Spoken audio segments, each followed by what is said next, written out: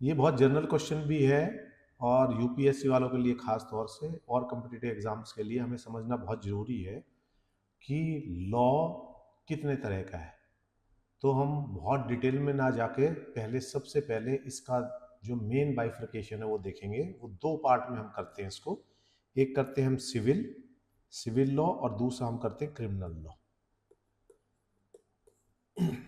इसके अलावा सिविल के अंदर भी पार्ट्स हो जाएंगे, क्रिमिनल में भी कुछ क्वासाई क्रिमिनल होते हैं, तो वो सारे हम बाद में देखेंगे। लेकिन पहले इन दोनों को देखते हैं, किन केसेस को हम सिविल कहेंगे और किन को क्रिमिनल कहेंगे। हिंदी में यदि हम बात करें तो सिविल को हम दीवानी मुकदमे कहते हैं और क्रिमिनल को हम कह रहे हैं फौजदारी। तो अब यहाँ पर इसको समझने के लिए सबसे पहले हम एक टर्म समझते हैं। एक टर्म आती है इंजरी। तो इंजरी, इसको हम हिंदी में कह सकते हैं क्षति पहुंचाना, नुकसान पहुंचाना, चोट पहुंचाना।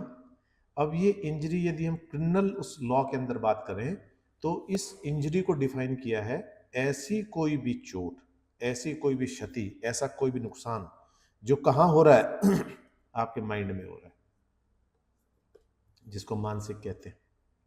ठीक है। दूसरा बॉडी में हो रहा है, शरीर में कोई चोट मार दी, किसी ने मर्डर कर दिया, हड्डी वड्डी तोड़ दी, किसी भी तरह का और चोट पहुंचा दी, ये सब आ गया। हर्ट, ग्रीवियस हर्ट, ये सब इसी में आएंगे। उसके अलावा तीसरा होता है कि आपकी प्रॉपर्टी को नुकसान पहुंचा दिया। आपका मकान हो सकता है, आपकी कोई चल अचल संपत्ति हो सकती है, मकान में आग लगा दी, मकान के अंदर कब्जा कर लिया, ये सब भी। ठीक है। मकान से आपको बाहर कर दिया, मकान को डैमेज कर दिया, आपकी कोई बाइक है, कार है और कोई प्रॉपर्टी है वो आपसे छीन ली, तो वो सब प्रॉपर्टी संबंधित आ जाएगा। और एक आएगा मेन रेपुटेशन संबंधित।